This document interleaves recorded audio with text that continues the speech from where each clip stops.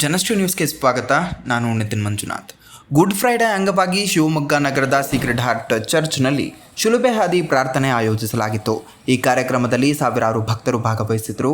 ಪ್ರಾರ್ಥನೆ ನಡೆಯುತ್ತಿದ್ದ ವೇಳೆ ಏಕಾಏಕಿ ಜೇನುನೊಣಗಳು ಗುಂಪಾಗಿ ದಾಳಿ ಮಾಡಿದ್ದು ಭಕ್ತರಲ್ಲಿ ಭಾರಿ ಗೊಂದಲ ಮತ್ತು ಆತಂಕವನ್ನು ಉಂಟುಮಾಡಿತ್ತು.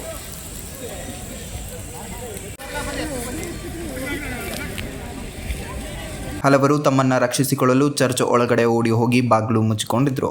ಆದರೆ ಅಷ್ಟರಲ್ಲಿ ನೂರಾರು ಮಂದಿಗೆ ಜೇನುನೊಣಗಳು ಕಚ್ಚಿ ಗಾಯಗಳಾಗಿತ್ತು.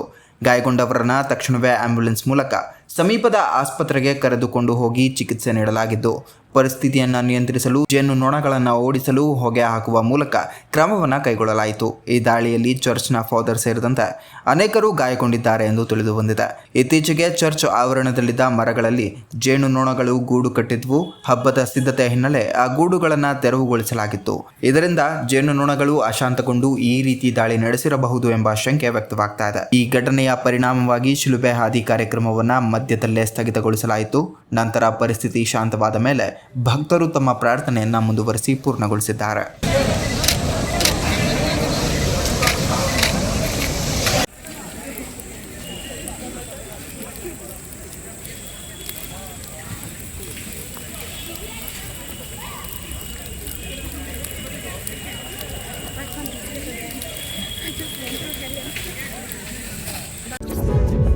ಇದೇ ರೀತಿಯ ನಿರಂತರ ಅಪ್ಡೇಟ್ಗಳಿಗಾಗಿ ನೋಡ್ತಾ ಇರಿ ಜನಶ್ರೀ ನ್ಯೂಸ್.